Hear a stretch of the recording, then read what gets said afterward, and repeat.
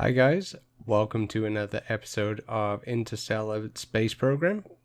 Interstellar Kerbal Space Program, Interstellar, with P-Soups. You are looking at me running a mission very quickly.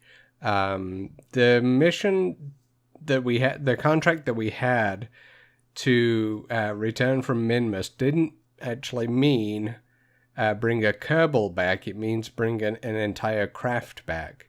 So I've launched this little thing. Literally, its only job is to get down onto Minmus and then return. So there we are. We've matched inclination. I'm just, that's a mid-course correction, and here are a couple of simulations. Yes, I am running through this very quickly because I've been to Minimus so many times. That was the last simulation. We finally were happy with how things turned out. And so, are you happy now? So we launch back up, we get back out, and plan our escape from Minmus. And zoom back to Kerbin. And we are good to go. Usual descent there. So, with that, I realized that, hey, that took an awful lot of money to launch that little capsule. All that wasted rocketry. So I decided to build a space plane to take care of our next mission. So yeah, this is our next. I can probably turn that sound down. This is our next mission, and it will all be revealed soon. First up, you can see, this is actually using some new technology that I have used some science to research, and this is those nuclear engines that you can see that are blasting out those blue flames. These things are fantastic because they actually use the atmosphere. They use the heat generated from a nuclear generator, and then it superheats the atmosphere through the intakes and blasts it out the back. So essentially we get all of this thrust for free. So it's kind of got a weird flight profile. The faster you go, the more air it gets, and so it can actually produce more thrust at higher speeds. Of course, up to a certain point.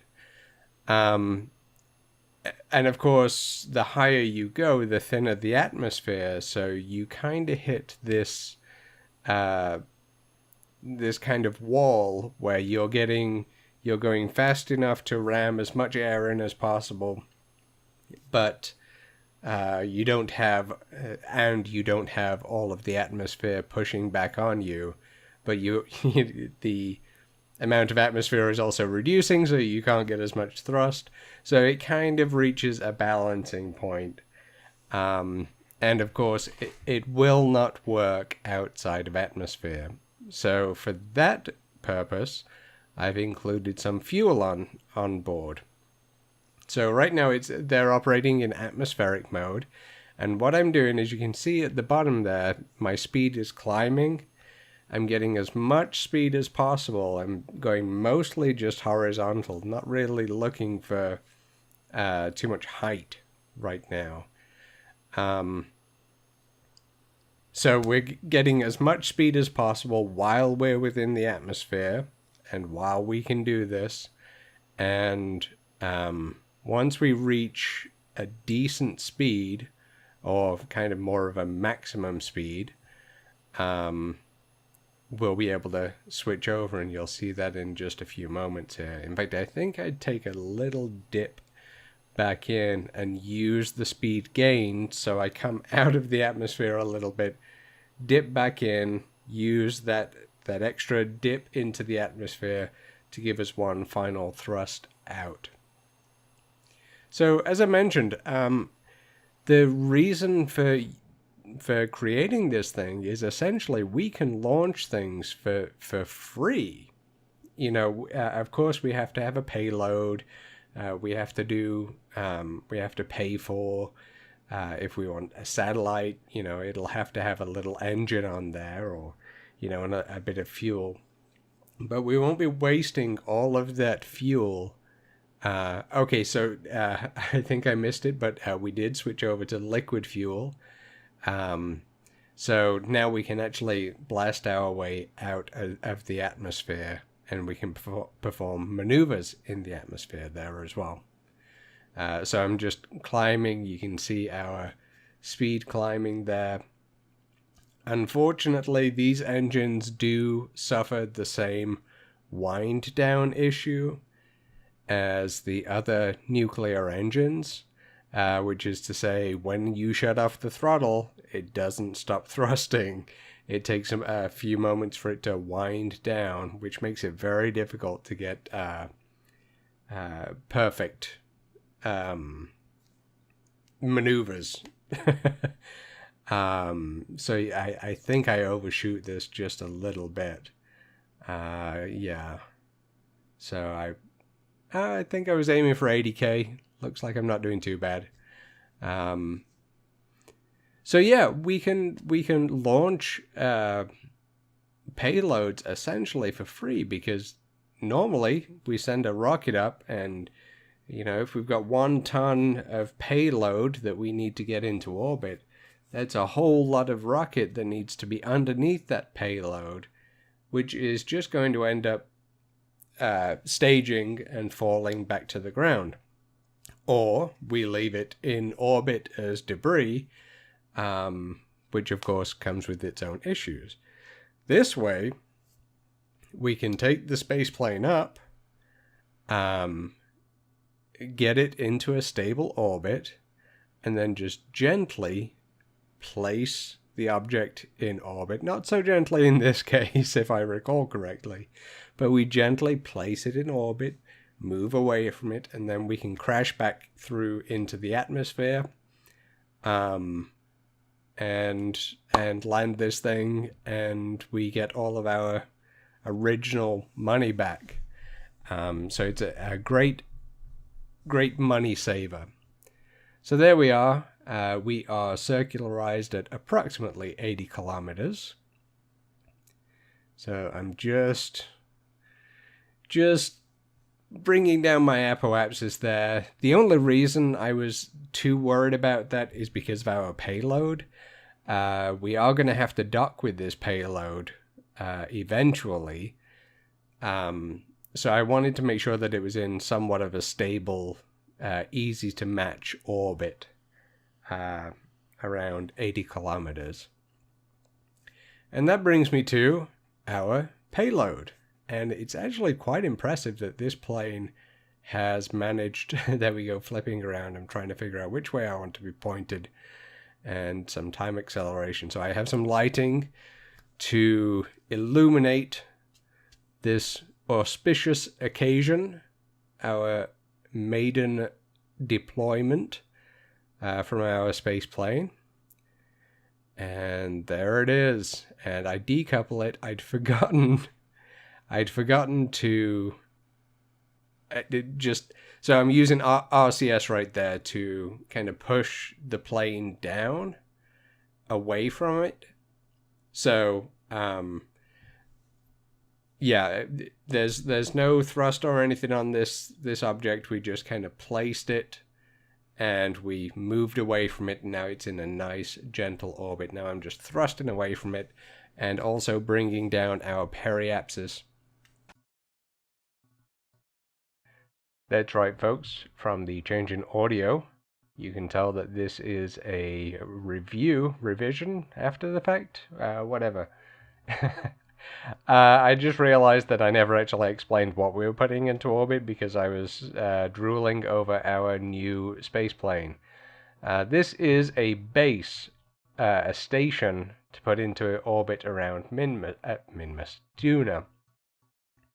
I'm leaving that in. We have to...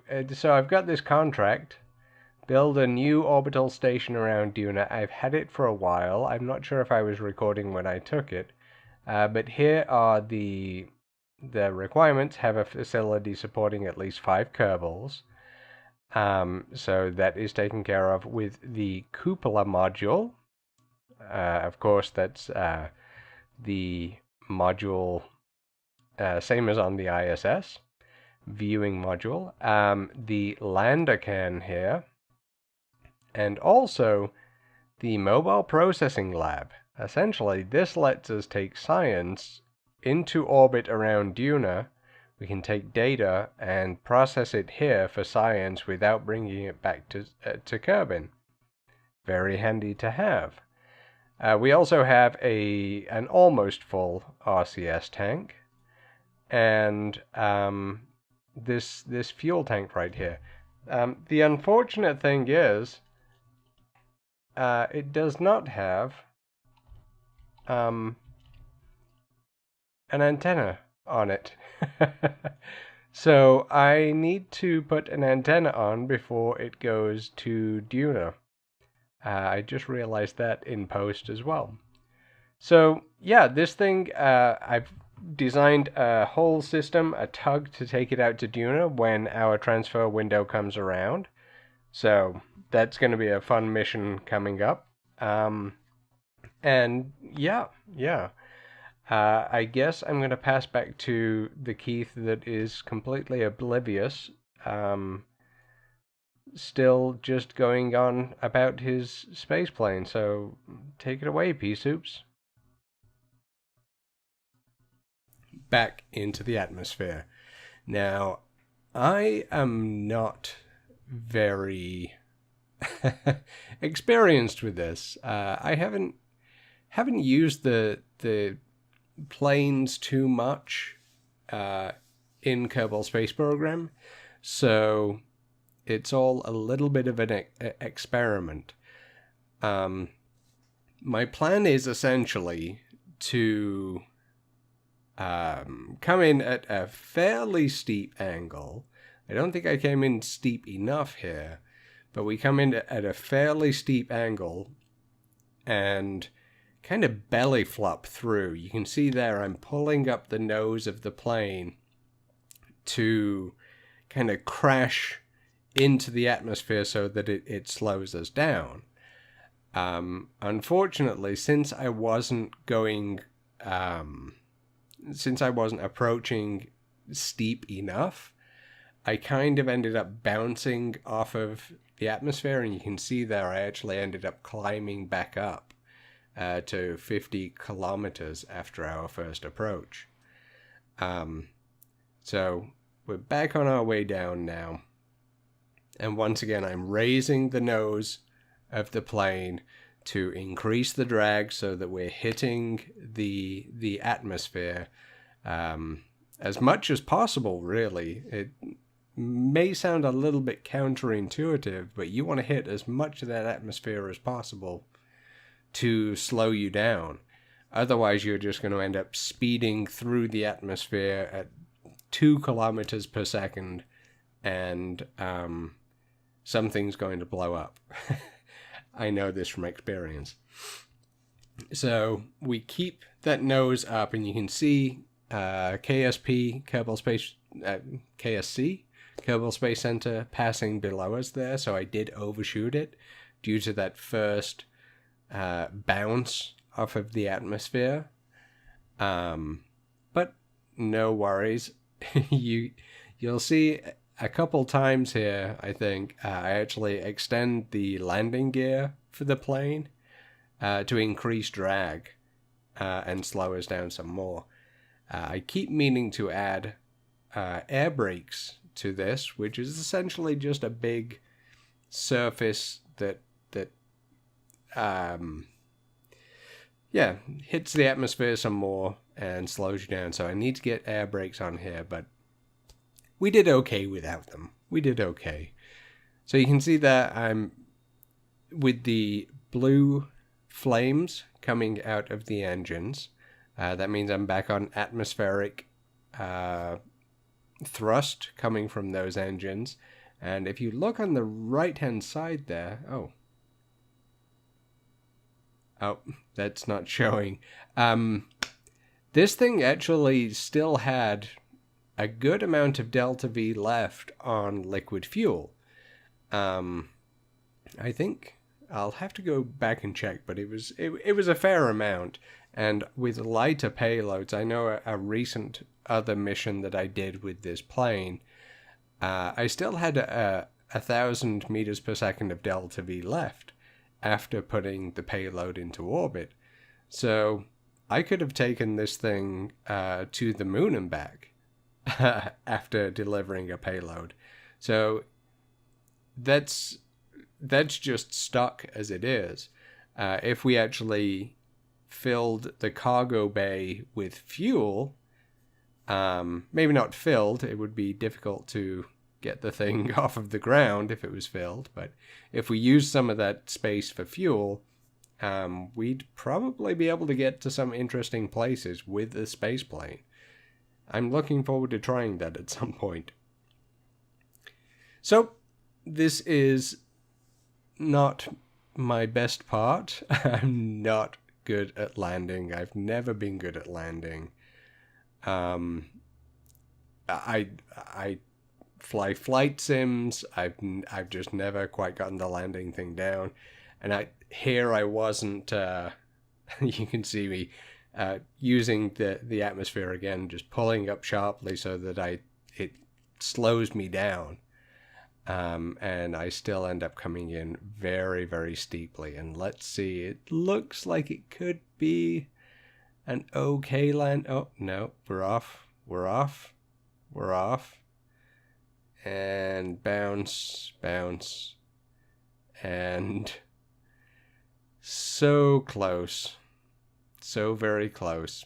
But we ended up off of the runway and... yeah, so that is the mission, our first mission with the space plane. I have a couple of other missions lined up for it, so I will see you guys in the next episode for that.